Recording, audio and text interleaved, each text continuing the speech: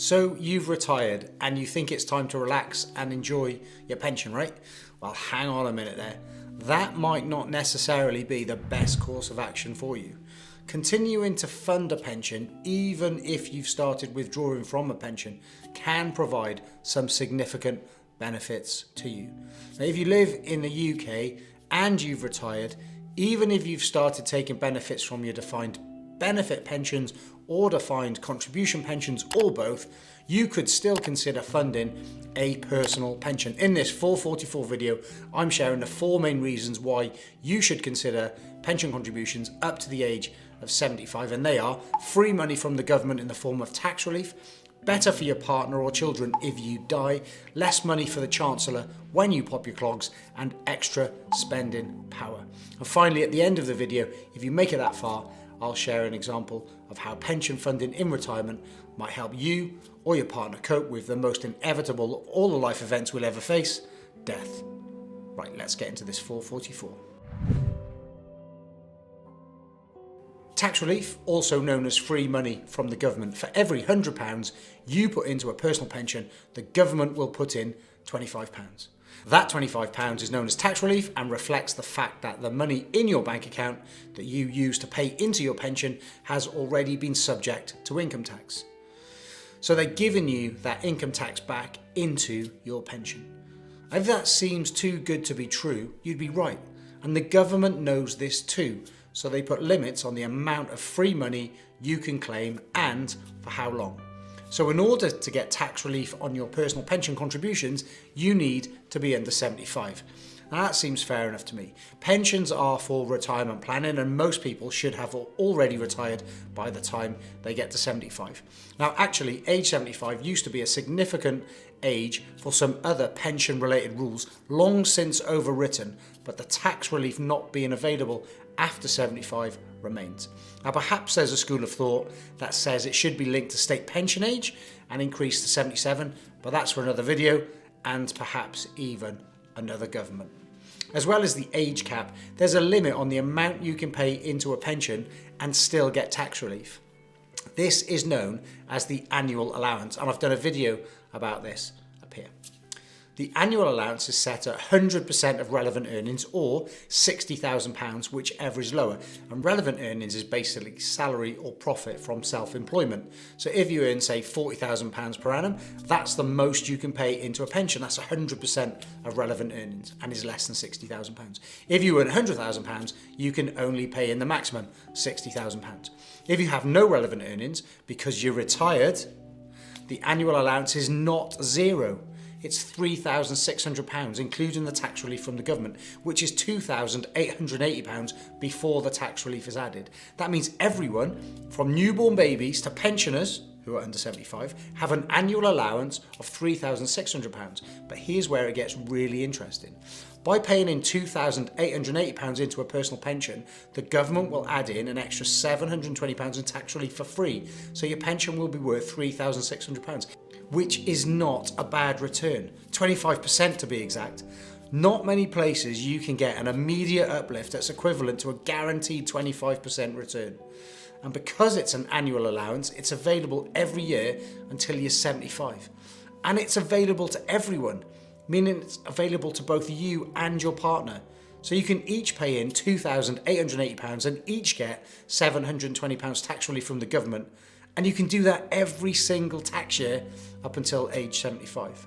Now, as an aside, this amount is comfortably below the money purchase annual allowance, which is now £10,000. I've done videos about all the allowances and death benefits related to pension, so I'll put links in the description below. Now, when you come to take money out of a pension, 25% of the value can be paid free of income tax. It used to be known as tax-free cash, but is now officially known as Pension Commencement Lump Sum, PCLS. But it's the same thing.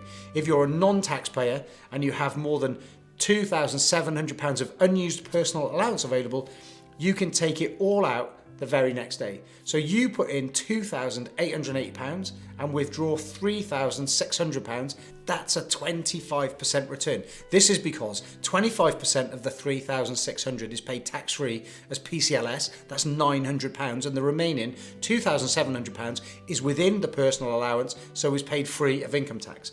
The reality is HMRC will probably tax you. They'll assume you're going to be receiving £2,700 each month and tax you accordingly, but you will be able to reclaim all the tax back from HMRC. If you're a basic rate taxpayer, it's still pretty good. The £900 PCLS is still the same, but the £2,700 will be taxed at 20%, meaning you'd eventually get £2,160. You might have to reclaim some overpaid tax back from HMRC like in the previous example. So the £900 PCLS and the £2,160 equates to £3,060, but you only paid in £2,880. That's a return of 6.25%. If you're a high rate taxpayer in retirement, the maths of tax relief and instant withdrawals doesn't work for you. You only get tax relief at 20% on the way in to the pension, but you pay tax at 40% on the way out. But the other benefits still apply to everyone, even higher rate taxpayers. And the next one we're going to look at is death benefits. One major benefit that's often overlooked when it comes to pensions is the death benefits. If you die, you can nominate who you would like to inherit your unused pension. If you die before age 75, any withdrawals from an inherited pension will be typically free of income tax. If you die after 75, any withdrawals from an inherited pension will be taxed as income in the year of the withdrawal. So what does that mean? Well, anything that you save into a pension can be inherited by your partner if you die first, assuming you'd nominated them as a beneficiary. Anything your partner saves into a pension can be inherited by you if they die first, if you're the nominated beneficiary, obviously. And if death occurs before 75, it creates a pot of tax-free money for the survivor. And they've still got their own pension to take withdrawals from too, if they want. Anything left unspent in a personal pension or an inherited pension can be passed on to the next generation with a new death benefit nomination. It wouldn't be complete to cover pensions and death without covering off inheritance tax, and that is our next port of call. Your pension, including an inherited pension, is always outside your estate for inheritance tax purposes. This is huge because if you have an estate that is liable to inheritance tax, moving money into a personal pension takes it outside of your estate immediately. No need to survive 7 years before it drops out of your estate, as is the case with most gifts. And the great thing is you are always in control of the investment strategy and, more importantly, whether you withdraw it and when. So when it comes to inheritance tax, each person has a £3,000 annual gift exemption, which means you can gift £3,000 from your estate each year without any inheritance tax being due on that gift, irrespective of how long you live. Your partner can do the same. And if you haven't used last year's annual gift exemption, you can carry it forward to this year and gift £6,000 each. This means that using this exemption over the next 10 years, you and your partner can each gift £33,000 out of your estate, perhaps to your children or grandchildren, with zero IHT liability on the gift. That's £66,000. By using your annual pension allowance as well as the £3,000 annual exemption, you'll be able to take an additional £2,880 out of your estate each year. That's £28,800 each over 10 years, or £57,600 between you. But remember that the government will be adding in tax relief to the tune of £14,400 too. So that's an additional £72,000 outside of your estate on top of the gifts. But if there's any investment growth in the pension, that's also outside your estate. Well, let's assume that the pensions have grown to £40,000. That money is available for you to withdraw at any point. You can bring it back into your estate to spend. That's simply not the case with a gift. Once you have gifted money away, you have zero say in how that money is spent. With a pension, you remain in full control. Yes, there may be income tax on you if you decide to withdraw it from the pension, but that's okay because you had the tax relief on the money going in. Nothing comes close to the IHT planning features of a personal pension. Outside your estate from day one and 100% control of what you do with it.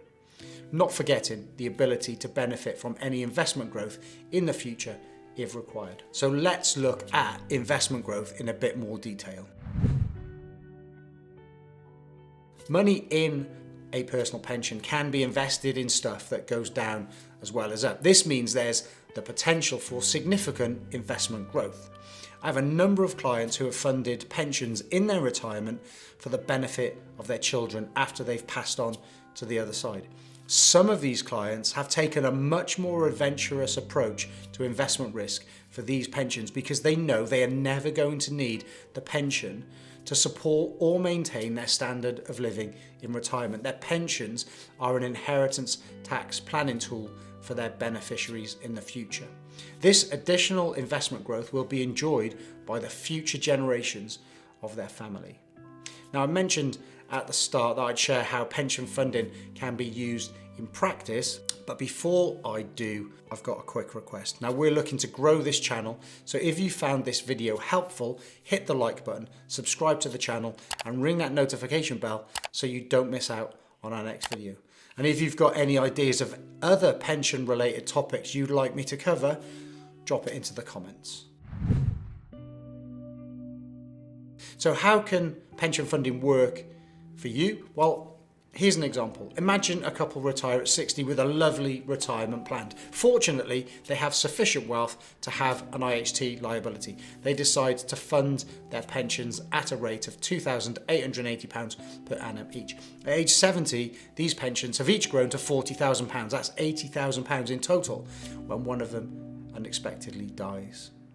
Ignoring any other lost pension income, one state pension stops overnight.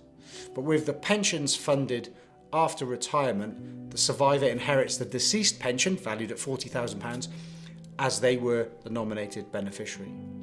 And they've still got their own pension, also valued at £40,000. Now the survivor has access to £80,000 of pension that can be used to replace the lost state pension income. And this is the case irrespective of which of the partners dies first. Withdrawals from the inherited pension will be free of income tax because the death occurred before age 75, and 25% PCLS can be taken from their own £40,000 pension pot tax-free. That's £50,000 tax-free, which could be £10,000 per year for the next 5 years, which takes them to age 75, and then taxable withdrawals from the remaining £30,000 pension fund. And this assumes very modest investment growth. This is a much better outcome for the survivor. And if you're in a couple, you need to appreciate that one of you will die first and the survivor will face their financial future alone.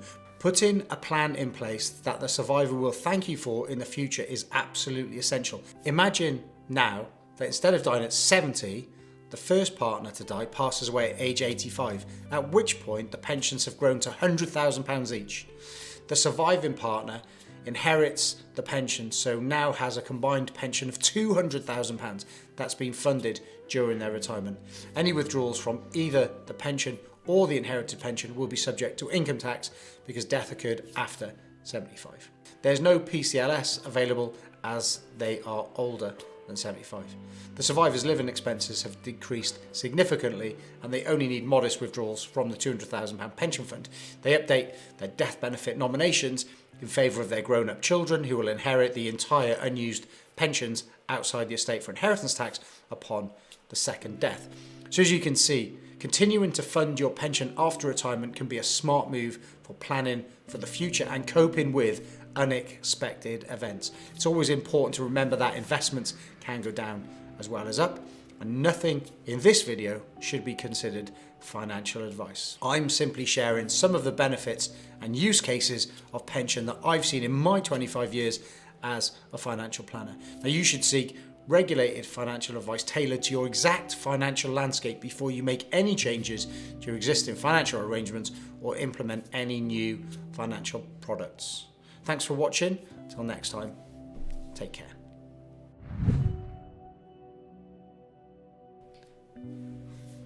Mate, what are you doing? I'm recording a video. Well, you can't just come up here. Look, say hello. Look, there we go. What's this? Look, what's down there? Come on, man. You gonna get down? Say hello, Milo. No.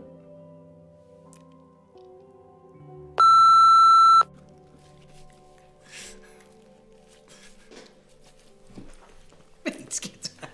Stop it.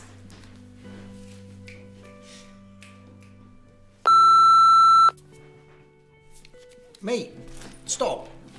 Stop it now.